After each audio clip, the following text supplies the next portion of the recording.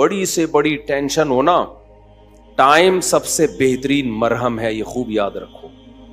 جب میرے پاس کوئی پریشان آدمی آتا ہے نا، جس کو کوئی بہت بڑا غم پہنچا ہو اور اس کی حالت خراب ہو رہی ہو، میں اسے ایک بات لازمی کہتا ہوں کہ وقت سے بہترین مرہم دنیا میں کوئی نہیں۔ یہ ٹائم گزار لو، اس ٹائم کو کیا کرو، گزارو بس۔ جیسے جیسے ٹائم گزرے گا نا، حالات اپنے آپ کو خود ہی ایڈجسٹ کرتے چلے جائیں گے۔ یہ اللہ نے انسان کے باڈی میں ایسی ایک لچک رکھی ہے۔ میں نے ایک ڈاکٹر صاحب سے پوچھا، ڈاکٹر صاحب اب پین کلر ایجاد ہو گیا ہے، درد ہوتا ہے، لوگ ٹیکا لگاتے ہیں، پہلے زمانے میں کیا ہوتا تھا؟ داڑھ کے درد کی تکلیف کتنی زیادہ ہوتی ہے نا، داڑھ کا درد ہو رہا ہو، اب تو پین کلر کھا لیتے ہیں لوگ۔ تو کیا کرتے تھے؟ 2-4 دن کے بعد تو مرنے لگتے ہوں گے۔ انہوں نے کہا اللہ نے ایسا سسٹم بنایا ہے، پین جب زیادہ عرصہ چلتا ہے نا، باڈی یا تو وہ خود ہی باڈی اس کو کم کر دیتی ہے یا وہ فیل ہونا کم ہو جاتا ہے۔ تو اللہ بھی تو ہے نا، اللہ کے میاں کا بھی تو ایک سسٹم ہے بنایا ہوا۔ جیل میں جو لوگ قید میں چلے جاتے ہیں، لمبے لمبے عرصے قید رہتے ہیں، جب وہ چھوٹ کے آتے ہیں بتاتے ہیں کہ شروع میں ہم 2-3 دن خودکشی کے خیال آتے تھے اس کوٹری میں، یار کیسے نکلیں گے، کہاں جا کے سر ماریں، کہہ رہے ہیں 1 ہفتہ 2 ہفتہ 3 ہفتہ 4 ہفتہ، اس کے بعد یوز ٹو کیا ہو گئے۔ ایک آدمی 4 سال جیل میں رہ کے آیا، 4 سال، کہتا ہے 4 سال میں نے دھوپ، اچھا بھلا آدمی بھی بہادر آباد اور ڈیفنس کا جو لگژری لائف اسٹائل میں ٹائم گزارا، میں نام نہیں بتاؤں گا بدنام ہو جائے گا بیچارہ، ایسا نہ ہو مزید کوئی رشتہ ہی نہ دے اس کو، مدیز اس لیے کہ شادی شدہ ہے، خیر اس وقت کمارا تھا وہ، تو وہ کسی شبہ میں اٹھا کے لے گئے اس کو، اچھا بھلا ڈیفنس یا بہادر آباد کا لڑکا تھا، بہادر آباد بھی اچھا ایک ایسا علاقہ ہے، لگژری لائف اسٹائل میں پلا، زیادہ ٹائم اس کا یورپ اور یعنی یورپ میں گزرا ہے، کسی شبہ میں اٹھا لیا اس کو، 4 سال اس نے دھوپ نہیں دیکھی، کہہ رہا میں جب اندر گیا ہوں نا، ایک پپو فیملی کا، برگر فیملی کا بچہ اندر گیا تو کیا حال، لیکن کچھ چیزیں سنی بھی تھی، علماء کی تقریریں، کچھ صبر سے متعلق، کچھ ایک کہ بھئی جب مصیبت اللہ کی طرف سے آتی ہے اس میں اجر اللہ کی طرف سے، بھئی قصور تو نہیں تھا اس کا، اب یہ تو اللہ کی طرف سے مصیبت ہے۔ نبی صلی اللہ علیہ وسلم نے فرمایا ایک کانٹا بھی چبھتا ہے نا اس پہ بھی اجر ملتا ہے، اللہ تھوڑی غافل ہے، ہر چیز آزمائش ہے ہمارے لیے، خوب سمجھ لو، اتفاق سے کچھ بھی نہیں ہو رہا، یہ جو ہم سمجھتے ہیں نا بائی چانس ایسا ہو گیا ہے، یہ ہمیں دیکھنے میں ایسا لگ رہا ہوتا ہے، ورنہ بائی چانس کچھ بھی نہیں ہوتا، جو کچھ ہو رہا ہے اللہ کے ارادے سے ہو رہا ہے، خوشی بھی پہنچ رہی ہے اللہ کے ارادے سے، غم بھی پہنچ رہا ہے اللہ کے ارادے سے۔ تو نبی نے فرمایا کہ جس کو خوشی پہنچتی ہے نا مسلمان کو، کافر کو خوشی پہنچتی ہے کہتے بائی چانس، یہ ہو گئے میری لک ہے، وہ لک کہتا ہے اس کو، لک ہے۔ ایک دفعہ میں ایک ڈاکومنٹری دیکھ رہا تھا، یہ جو کروڑوں اسپم ہوتے ہیں نا جو ماں کے رحم میں جاتے ہیں، جن میں سے ایک کو اللہ سلیکٹ کرتے ہیں انسان بنانے کے لیے، تو ڈاکومنٹری میں کسی گورے نے لکھا ہوا تھا کہ آئی ون دس میچ، یعنی کروڑوں خربوں میں یہ میچ جیت گیا۔ ٹھیک ہے، او بھائی تو نہیں جیتا ہے، یہ سلیکشن کس کی ہے؟ اللہ کی ہے۔ وہ کہہ رہے ہیں بھی بائی چانس ہو گیا کہ میں پیدا ہو گیا، بائی چانس کوئی بھی نہیں ہوتا، سب کس کا ارادے سے ہو رہا ہے؟ اللہ کے۔ اللہ نے تجھے پیدا کرنے کے لیے کمبخت سلیکٹ کیا ہے، اور اللہ پھر کہہ رہے ہیں نحن خلقناکم، ہم نے تمہیں پیدا کیا، ہمارا احسان ہے، تو اب اس احسان کا بدلہ دو۔ تو جہاں آپ یہ کہیں گے نا اتفاق سے ایسا ہو رہا ہے، وہاں خوشی پہ اتراؤ گے بھی اور غموں پہ ٹینشن میں بھی آؤ گے، یار کیوں ہو گیا میرے ساتھ۔ اچھا ہٹلر کتنا روتا رہتا آخری عمر تک، تبھی پھر وہ خودکشی کر لی اس نے کہ یار 1 ہفتہ پہلے میں رشیا پہ اٹیک کر دیتا، ہاں یار کتنی بڑی غلطی ہوئی ہے مجھ سے۔ وہ کہتے ہیں ایک ہفتہ پہلے اٹیک کر دیتے نا تو رشیا کا نقشہ کچھ اور ہوتا، وہ 1 ہفتہ رہ گیا، پتہ نہیں پولینڈ ولینڈ کے کس کے چکر میں رہ گیا، تو وہ رشیا نہیں اٹیک کر کے اس کی ایسی کی تیسی کر دی، تو روتا رہتا تھا وہ۔ ابے روتا رہتا نہیں، تو نے جو کچھ حرکتیں کی ہیں تو اللہ نے تجھے کیا دیا اس کا بدلہ۔ خیر تو توبہ کر لیتا، مسلمان ہوتا تو کیا کہتا، یار اللہ کی طرف سے چپت لگ گئی ہے میرے، اب توبہ استغفار کر لو۔ اور توبہ ایسی خاندانی چیز ہے یار، کچھ بھی ہو جائے، ہٹلر مسلمان ہوتا کہتا میں نے ہزاروں لاکھوں انسانوں کو قتل کر دیا, بند کمرے میں جا کے گڑ گڑا لیتا اللہ سے, معاف کر دے اللہ. دنیا کو نہیں پتا چلتا, اللہ کیا کر دیتا, معاف. لیکن چونکہ کافر تھا تو کیا ہوا ہے, اس نے قوم کا مجرم تھا وہ, اس نے کہا کیا کر سکتے ہیں, اس کو پتا تھا پبلک نہیں چھوڑے گی, تو اٹھا کر کے مارکیٹ سے اپنے آپ کو شارٹ کر. انجام بھی برا, زندگی بھی بری. مسلمان کی زندگی بری ہو, کم از کم انجام اچھا اس کے اختیار میں ہوتا ہے. یار اللہ کو منا لو, اللہ کہتا ہے 100 انسانوں کے قاتل کو بھی میں بخش دوں گا. خیر میں وہ واقعہ سنا دوں میں. تو وہ کیا ہوا ہے کہ وہ بہادر آباد کا پپو بچہ جو ہے نا, کہاں چلا گیا, جیل. اب علماء سے اس کا تعلق تھا, ماشاءاللہ داڑھی بھی رکھی ہوئی تھی اس نے, کہ یار اب یہ غم کس کی طرف سے ہوتے ہیں, اللہ کی طرف سے. تو مجھے اپنا قصہ سنا, میں نے کہا یار 4 سال میں تو دھوپ میں نا ایک دن نہ بیٹھوں, میں ڈپریشن میں جانا شروع ہو جاتا ہوں. جو بند کمروں میں لوگ سارا دن بیٹھے رہتے ہیں, پتہ نہیں کیسے. ہم نیچر سے جس کو بھی محبت ہوگی نا, وہ دھوپ نہیں چھوڑ سکتا بھائی. بکریاں مرغی انڈے نہیں چھوڑ سکتا, دھوپ نہیں چھوڑ سکتا. وہ بکریاں مرغی تو چلو زیادہ ہو گیا, لیکن دھوپ نہیں چھوڑ سکتا وہ. تو میں نے کہا 4 سال آپ کیسے بند کمرے میں رہے ہیں, اور بھی قیدی تھے. کہہ رہے میں 2-3 دن تو ٹینشن میں رہا. پھر میں نے کہا اچھا یہ بھی نہیں پتا کہ نکلیں گے کبھی یہاں سے. یہ پتا ہو نا, آدمی کہتا ہے چلو 4 سال میں دن گننا شروع کر دو. یہ بھی نہیں پتا نکلیں گے ہی بھی نہیں نکلیں گے. کہہ رہے میں نے کہا جو ہونا تھا وہ تو ہو گیا, اب ہم تو جیل کی دیوار توڑ کے بھاگ نہیں سکتے. تو کہہ رہے میں نے کیا کیا, پھر وہاں پر میں نے اٹھک بیٹھک اور ایکسرسائز شروع کر دی کہ بھائی ٹائم کیا کرو, پاس کرو. ٹھیک. کہہ رہے اس کا فائدہ یہ ہوتا ہے 400 دفعہ میں بیٹھ کے, کیونکہ اور تو کوئی کام ہی نہیں ہے اسٹیمنا بنانے کے علاوہ. اسٹیمنا بنانے کے علاوہ کوئی کام ہے ہی نہیں. اچھا ہے بڑا پاورفل ماشاءاللہ, آپ کبھی ملو تو آپ دیکھو بہت ساری طاقت جیل میں بنائی ہے اس نے. کہہ رہا ہے میں بیٹھ کے لگاتا تھا ان 4 پھر ڈپس لگاتا تھا, پتہ نہیں کتنے ڈپس لگا لیتا تھا, ایکسرسائز کرتا تھا. کہہ رہا ہے اس کا فائدہ یہ ہوتا تھا, اتنا تھک جاتا تھا کہ مجھے نیند خاندانی آتی تھی. ظاہر ہے نیند تو 20 بیماری کا علاج ہے. ڈپریشن ختم کرنے کا سب سے بہترین ذریعہ ہی گہری نیند ہے. ڈاکٹر ڈپریشن کے مریضوں کو کیا دیتے ہیں, نیند کی گولیاں دیتے ہیں کہ سوتا رہے بس, پتہ ہی نہ چلے پی ٹی آئی آ رہی ہے کہ جے یو آئی آ رہی ہے کہ مسلم لیگ آ رہے ہیں, کہ یہ ٹینشن ہی ختم, اسٹیبلشمنٹ کیا کر رہی ہے چھوڑو.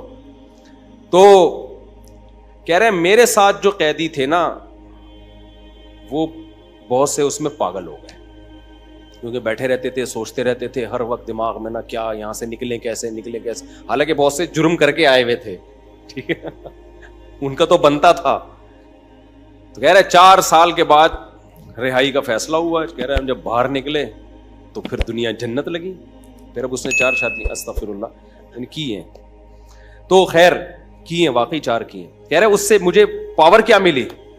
کہہ رہے ہم تو مجرم تھے نہیں, ہم جب باہر آئے نا ہم نے کہا اچھا یہ ہوتا ہے, ٹوٹل سزا کیا ہے, کچھ بھی کر لو یہ ہے.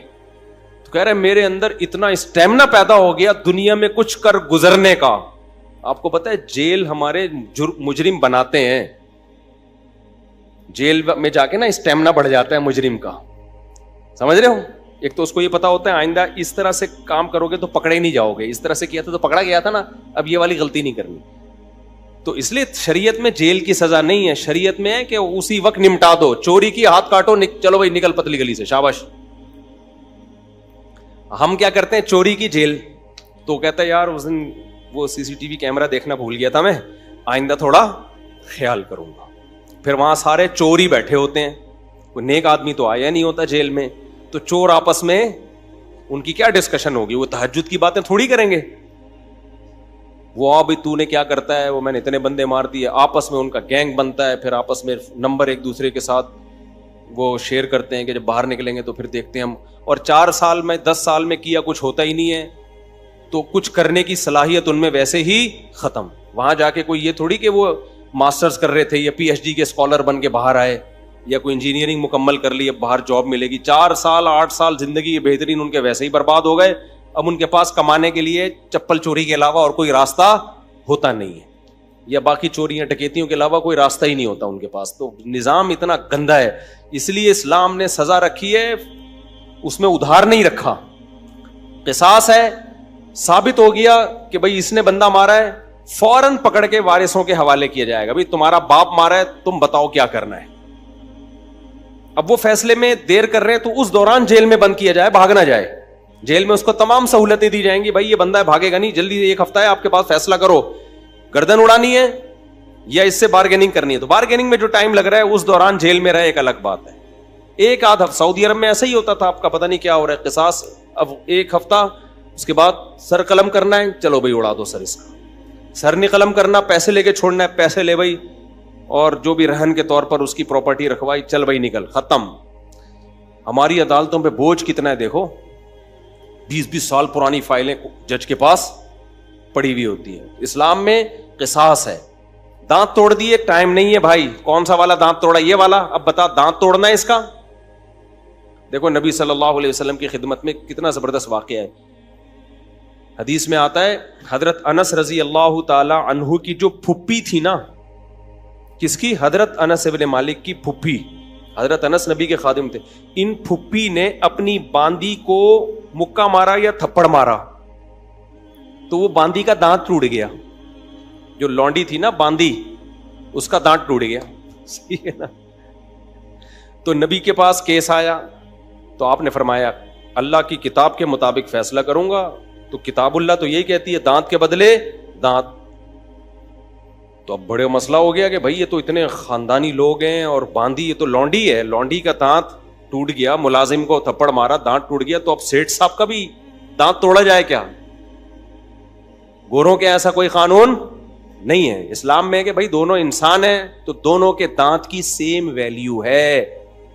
تو نبی نے فیصلہ کیا دانت کے بدلے دانت توڑا جائے گا. یہ بھی نہیں دیکھا کہ انس ابن مالک میرے شاگرد ہیں, 10 سال میری خدمت کی ہے تو اتنی خدمت گزار ہیں تو ان کی پھپھی کے ساتھ میں رعایت کروں. فرمایا نہیں, میں فیصلہ کروں گا کتاب اللہ کے مطابق. تو کتاب اللہ میں کیا تھا؟ دانت. اچھا باندی کو یہ توقع نہیں تھی کہ میری جو مولا ہے, آقا ہے, اس کے دانت توڑے جائیں گے. ان لوگوں کو یہ توقع نہیں تھی. تو جب نبی نے فیصلہ کیا نا تو پھر انہوں نے پھر معاف کر دیا کہ بھائی, انہوں نے کہا کہ یہ تو ہماری مولا ہے, مالکن ہے, میں اس کا دانت کیسے توڑ سکتی ہوں. تو پھر انہوں نے خود ہی معاف کر دیا. تو پھر نبی نے, کیونکہ اس کو حق ہے, تو کیس 2 منٹ میں کیا ہو گیا؟ ختم. اگر انگریز کی حکومت ہوتی یا ہماری پاکستانی حکومت ہوتی, اب تک چل رہا ہوتا وہ کیس. دونوں مر چکے ہوتے, دونوں قبروں میں جا چکے ہوتے, ابھی تک ان کے دانت کے کیس کی فائلیں بولو موجود ہوتی, اور پوسٹ مارٹم ہو رہا ہوتا کون سا والا دانت ٹوٹا تھا, ہلا تھا یا ٹوٹا تھا, ان کے مکے سے ٹوٹا. ایسا گندا غلیظ نظام ہمارے اوپر مسلط ہے, اس میں انصاف کے علاوہ سب کچھ ملے گا آپ کو. تو اسلام نے کیش سزائیں رکھی ہے ٹھک ٹھک ٹھک کر کے کہ بھائی تھپڑ کے بدلے میں کیا ہے؟ تھپڑ. تو قصاص کا نظام رکھا ہوا ہے اللہ میاں نے بڑا زبردست. وَكَتَبْنَا عَلَيْهِمْ فِيهَا أَنَّ النَّفْسَ بِالنَّفْسِ وَالْعَيْنَ بِالْعَيْنِ وَالْأَنْفَ بِالْأَنْفِ وَالْأُذُنَ بِالْأُذُنِ وَالسِّنَّ بِالسِّنِّ وَالْجُرُوحَ قِصَاص. کیا زبردست آیت ہے. اللہ فرماتے ہیں ہم نے لکھ دیا ہے آنکھ کے بدلے آنکھ. کسی نے تمہاری آنکھ پھوڑی ہے, تم کورٹ میں جاؤ گے, جی اس نے آنکھ پھوڑی ہے, یہ ثابت کرو گے, دلائل سے ثابت کر دیا, کورٹ کہے گی تو بھی پھوڑ دے اس کی یہ والی آنکھ. البتہ یہ کام ڈاکٹر سے لیا جائے گا, ویسا نہ ہو پھوڑنے پھاڑنے میں کچھ اور ہی نہ پھوڑ پھاڑ دے, اتنا لمبا چھورا مارے کہ پیچھے سے ہی نکال دے. تو اس میں ماہرین سے مدد تو لی جائے گی, لیکن یہ ہوگا بھائی آنکھ ضائع کی ہے تو تمہاری بھی آنکھ ضائع کی جائے گی. دانت توڑا ہے, سن بسنی, دانت کے بدلے دانت. سمجھ رہے ہو؟ تو یہ پوری قرآن نے ڈیٹیل بیان کی ہے. یہ ہوتا ہے انصاف, اٹ از کالڈ انصاف. اس میں جس نے جرم کیا شراب پی کے آیا تھا یا بغیر شراب کے کیا ہے, اس سے کوئی فرق نہیں پڑتا. یورپ امریکہ میں ہوتا ہے پی کے آپ نے دانت توڑ دیا تو کہتے ہیں سزا ہلکی ہے, کیونکہ آپ پیے ہوئے تھے, آپ کو ایکچولی پتہ نہیں تھا کہ میں کیا کر رہا ہوں. اسلام کہتا ہے پینا یہ آپ کا ہیڈ ایک ہے, جو جرم پینے کے بعد ہوگا آپ کو اس کی پوری پوری سزا ملے گی. تبھی اسلام میں احناف کا یہ موقف ہے کہ شراب پی کے طلاق دے دی تو ہو جائے گی. آپ یہ نہیں کہہ سکتے کہ میں نشے میں تھا ہو جائے گی طلاق. کسی حدیث سے نہیں ہمیں پتہ چلتا کہ نشے میں طلاق واقع نہیں ہوتی, خوب سمجھ لو. تو اگر شراب کسی نے خود پی ہے تو وہ اس کا ایسا نہیں ہے کہ اپنے تصرفات اس کے کالعدم ہوں گے, تو بندہ مارے گا.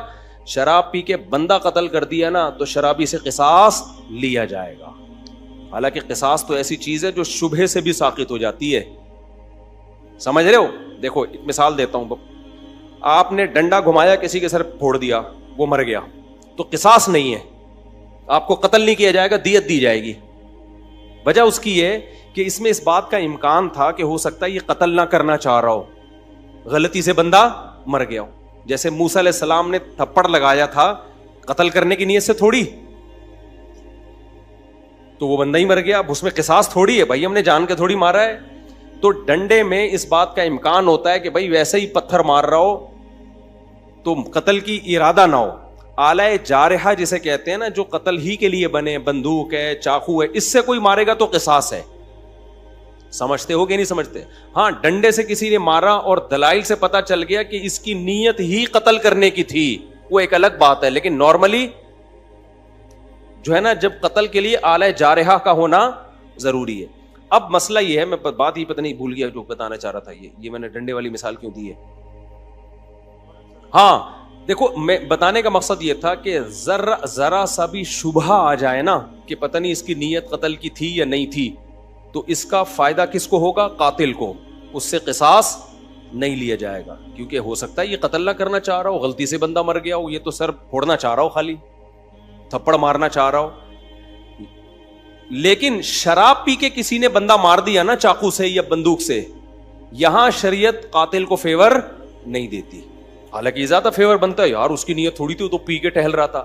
تو احناف یہی کہتے ہیں, امام حنیفہ, کہ جب قاتل کو شراب کے بعد اتنا سا فیور نہیں دیا جا رہا, حالانکہ اس کا دماغ کام نہیں کر رہا, تو طلاق تو قصاص سے کم درجے کی چیز ہے. اس میں اگر کوئی پی کے طلاق دے گا نا تو ہو جائے گی. سمجھتے ہو؟ کیونکہ اس کے اس جرم کو فیور نہیں دیا جائے گا اس پہ, کیونکہ پی کیوں تو نے. وہ کہہ سکتا ہے نا میں تو پی ہوئی تھی تو مجھے کیا پتا, پینے سے پہلے تو تجھے پتا تھا نا, پینے کے بعد کچھ بھی ہو سکتا ہے, بندہ بھی مر سکتا ہے, بیوی کو ڈیورس بھی ہو سکتی ہے. یا ایک مشہور سوال ہے کہ پی اس نے, سزا بیوی کو کیوں دے رہے ہو؟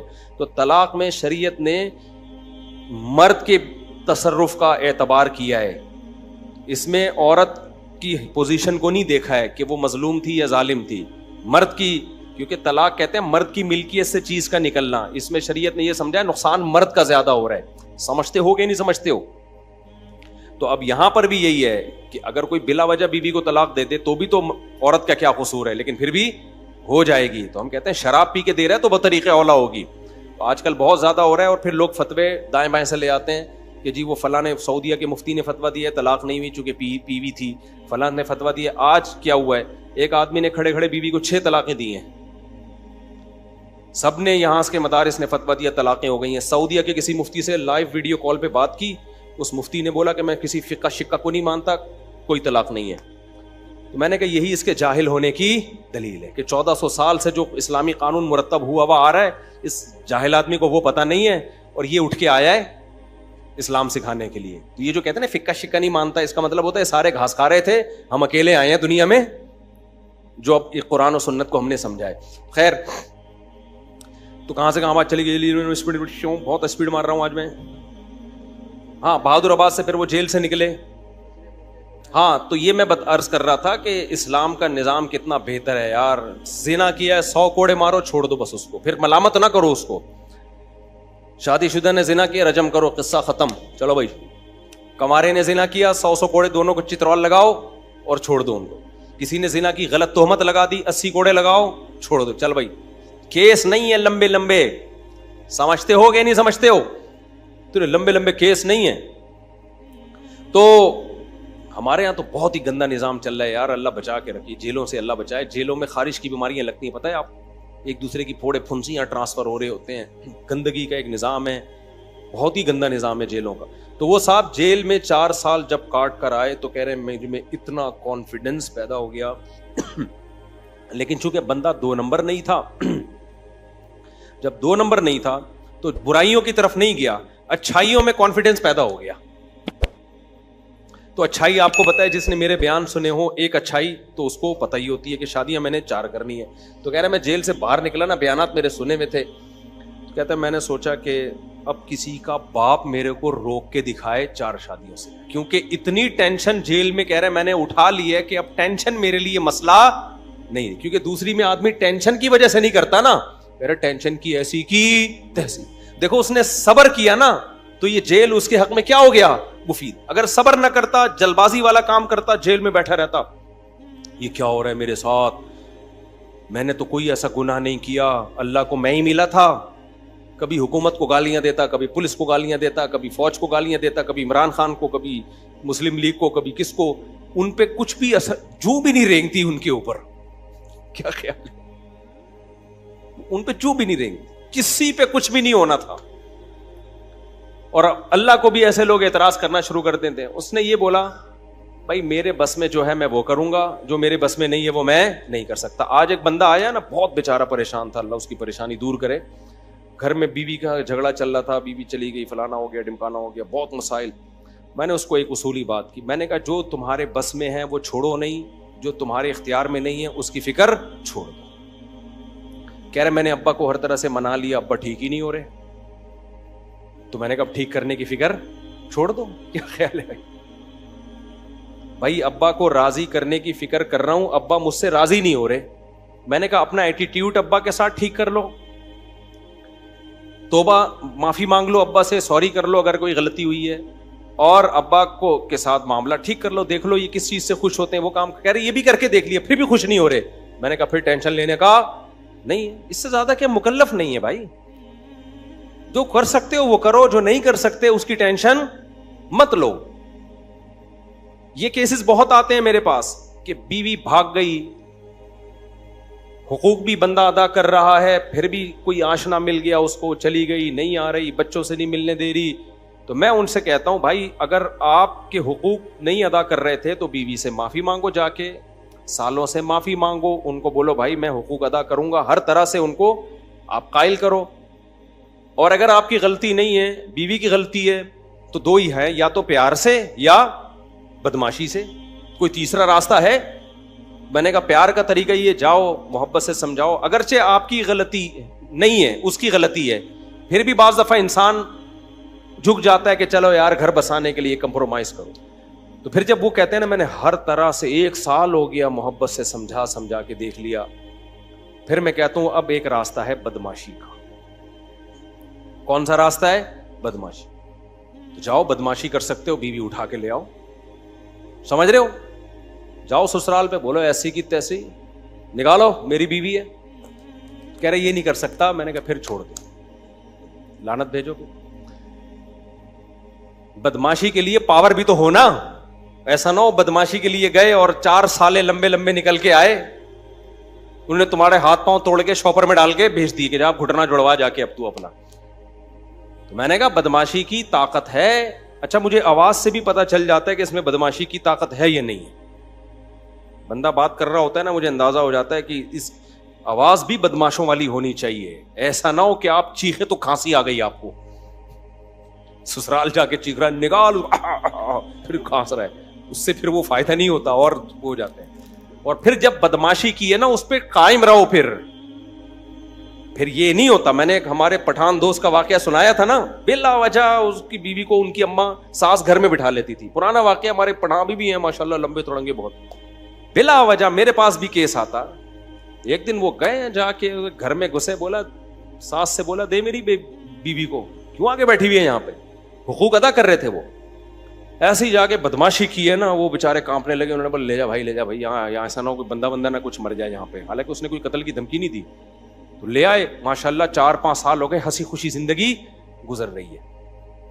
تو بعض مسئلے حل کس سے ہوتے ہیں؟ بدماشی سے حل ہوتے ہیں, جو صحیح طریقے سے حقوق نہیں ادا کر رہے. اسی طرح داماد بھی بدماشی سے بعض دفعہ قابو میں آتا ہے. صرف یہ بیوی کا معاملہ نہیں ہے, داماد صحیح طرح حقوق ادا نہیں کر رہا ہوتا, تو وہاں بھی میں کہتا ہوں یار یا تو بدماشی کرو, محبت سے پہلے سمجھاؤ, نہیں آ رہا بدماشی سے نہیں ہو رہا, تو پھر تمہارے پاس ایک ہی راستہ ہے, علیحدگی لو اس سے, سمجھتے ہو, یا پھر کمپرومائز کرو, اسی طرح ظلم سہتے رہو بیٹھ کے.